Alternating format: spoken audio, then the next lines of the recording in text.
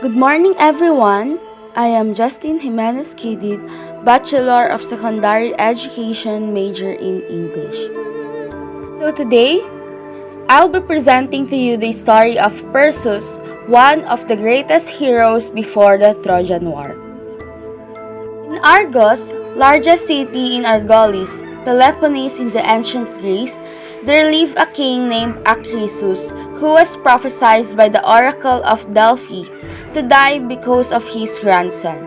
He badly wanted to have a son, but unfortunately, he was given a daughter named Danae, who was the most beautiful woman in their land. Afraid of his fate, King Acrisius locked his daughter up in a house built with bronze and sunk underground, with part of the roof open to let the light and air in. Danae let the days pass and nothing happened. Not until one day, something mysterious happened. The sky showered gold and filled the chamber where Danae at. She knew that it was Zeus, god of the sky and king of the gods, who visited her and knowingly bore his child. Danae named her son Perseus. She tried to hide the little boy from her father, but a little longer, King Acrisius discovered the child and got angry. He asked for the child's father, and Danae proudly answered that it was Zeus, but he did not believe her. He knew that his life is at risk because of this boy, so he planned to get rid of his life. He put Danae and Perseus in a chest and dumped it in a cruel sea. It was the only way he knew to break his dark fate. Fire days and freezing nights passed and nothing happened to them. Thanks to Zeus, they managed to reach the land, and a kind-hearted fisherman named Dictys found and brought them in their humble home. Kind as he is, Dictys' wife welcomed them wholeheartedly. Years passed. Polydectes, Dictys' ruthless and cruel ruler of the land, fell in love with Danae because of her radiant beauty. He wanted her but not her son, so he planned to kill Perseus. The land feared the Gorgons, fearsome monsters with snake hair. They were Steno, Uriel, and both of them are immortals, and the famous Medusa, the one who can be killed. Polydectes told Perseus that he would rather have any of the heads of the Gorgons than anything in this world. Perseus was challenged and told him that he will give him Medusa's head.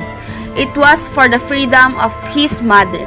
Unknowingly, this was the strategy of Polydectes to get rid of his life, because he knew that whoever looked at the Gorgon's eyes will turn into stones. In his journey into the Gorgon's lair, Perseus met a strange man who gave him a sword that never bent nor broken, because it was stronger than the Gorgon's scales. With the help of the man, he found the Grey Woman who shared only one eye. He forced them to let him know where to find the nymphs of the north by taking their eye. In his heart, he knew that the strange man was Hermes, the god of trade, wealth, luck, language, and thieves. He is also the messenger of the gods. Surprisingly, another deity came to hand him help and gave him the Aegis, shield of polished bronze. It was Athena, the goddess of wisdom. The goddess told him to look at the Aegis when he attacks the Gorgons to avoid her deadly power. Perseus found the nymphs in the north, and they gifted him with winged sandal, magical wallet, and most importantly, the invisible cup. With the help of god Hermes and the goddess Athena, he found the Gorgons, and by fortune, the monster sisters were in deep sleep. With the help of the gods, he recognized Medusa and immediately slashed her neck with his sword. Steno and Uriel woke up and found out their slayed sister and got furious.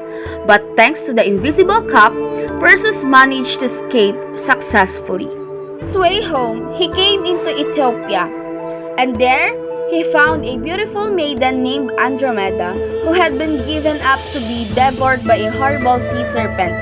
He slashed the serpent's neck as what he did to Medusa. He saved the maiden from despair. Soon, Perseus asked Andromeda's hand to her parents, who gladly agreed. Together with Andromeda, he sailed back to the land but found out no one is there at home. The fisherman's wife died and Danae and Dictys hid from Polydectes, who forced to marry him.